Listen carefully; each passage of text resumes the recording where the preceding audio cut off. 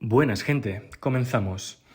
En el mes de octubre de 2022 se han publicado en la revista Epilepsia los resultados del estudio Electra. Este ensayo fase 2 ha evaluado la efectividad y seguridad de soticlestat frente a placebo en población pediátrica, como tratamiento adyuvante en el síndrome de Dravet y el síndrome de Lennox-Gastaut. El soticlestat es un inhibidor selectivo de la enzima colesterol 24-hidroxilasa, también conocida como CYP46A1, que disminuye la señalización glutamatérgica a través de la modulación del metabolismo del colesterol cerebral, entre otros mecanismos. La población por intención de tratar incluyó a 139 pacientes de entre 2 y 17 años con diagnósticos clínicos de síndrome de Dravet, 51 en total, o síndrome de Lennox-Gastaut, 88 en total. El ensayo logró su endpoint primario, una reducción mediana en la frecuencia de crisis del 30,2%, estadísticamente significativa, en la población combinada de los dos síndromes. Sin embargo, por separado, la reducción mediana en la frecuencia de crisis convulsivas en la cohorte de pacientes con síndrome de Dravet fue del 50%, estadísticamente significativa, mientras que la reducción en la frecuencia de crisis de caída en pacientes con síndrome de Lennox-Gastaut fue del 17,08%, sin significación estadística. En cuanto a los efectos adversos relacionados con el tratamiento, la frecuencia fue similar en ambos grupos, 80,3% y 74,3% en los brazos de soticlestat y placebo respectivamente.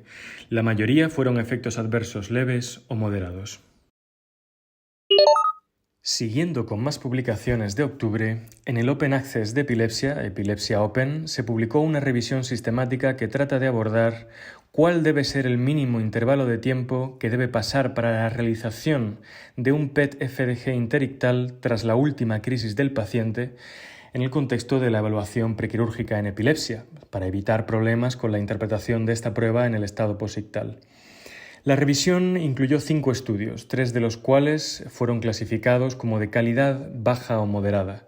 Los 2 estudios clasificados como con calidad alta incluyeron una muestra pequeña de pacientes adultos con epilepsia del lóbulo temporal.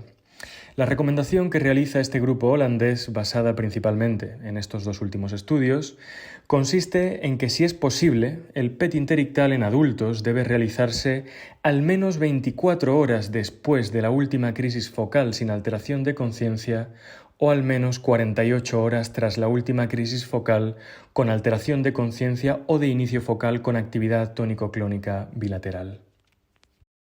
Por otro lado, en la revista Seizure se ha publicado un estudio que trata de analizar las características estructurales de las malformaciones del desarrollo cortical, estudiadas mediante resonancia de 3 Tesla y de 7 Tesla.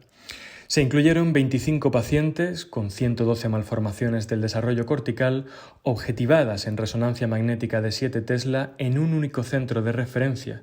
La mayoría fueron heterotopias y displasias, que previamente habían sido estudiados en otros centros mediante resonancia magnética de 3 Tesla con diversos protocolos. Recordemos que en el estudio 7 Tesla se incluyeron secuencias 3D-T1, 3D FLAIR y 2D TurboSpin Echo T2 axiales y coronales de alta resolución. Los mismos revisores de los estudios de 7 Tesla volvieron a revisar las imágenes de 3 Tesla de los centros de procedencia de los pacientes y realizaron la comparación. En cuanto a los resultados, de las 37 displasias objetivadas en el 7 Tesla, únicamente el 30% de ellas habían sido mencionadas en los reportes originales de 3 Tesla, que se convirtieron en un 57% tras una segunda revisión del material por los especialistas del artículo. Por otro lado, ninguna de las secuencias en 7 Tesla fue suficiente para detectar todos los tipos de lesiones.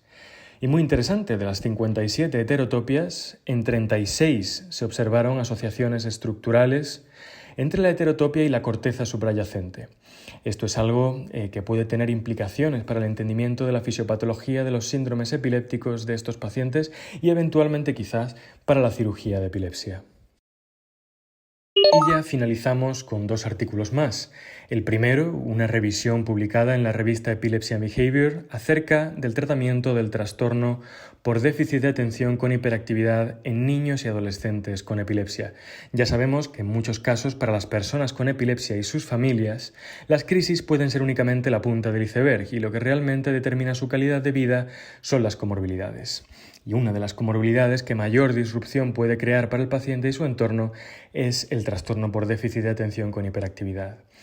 En esta revisión, que seleccionó 108 artículos de varios repositorios electrónicos, se hace hincapié en cuándo tratar, en las preocupaciones que pueden generar estos tratamientos en el paciente y su familia, y se propone un algoritmo terapéutico a seguir, en el que se enfatiza un abordaje psicosocial y tratamientos estimulantes como el metilfenidato y el modafinilo en primera línea, reservando los tratamientos no estimulantes como la atomoxetina para una segunda línea. Por último, en la revista Epileptic Disorders, la Comisión de Genética de la ILAE ha publicado unas recomendaciones actualizadas en cuanto a la realización de test genéticos en la práctica clínica diaria en epilepsia. Como ya sabemos, en las últimas décadas se han dado pasos de gigante en cuanto al establecimiento de numerosas variantes genéticas como causa o como contribuyentes principales al cuadro clínico de muchos pacientes, tanto en epilepsias focales como generalizadas y en encefalopatías epilépticas y del desarrollo, en muchas ocasiones con repercusión sobre las decisiones terapéuticas. En este documento se incluyen indicaciones, tipos de test y rendimientos diagnósticos de cada uno, entre otros, y es sin duda un paper que podemos leer para mejorar la atención a nuestros pacientes. Con esto finalizamos hoy. Recuerda, si quieres seguir actualizado, solo tienes que suscribirte. Hasta la próxima.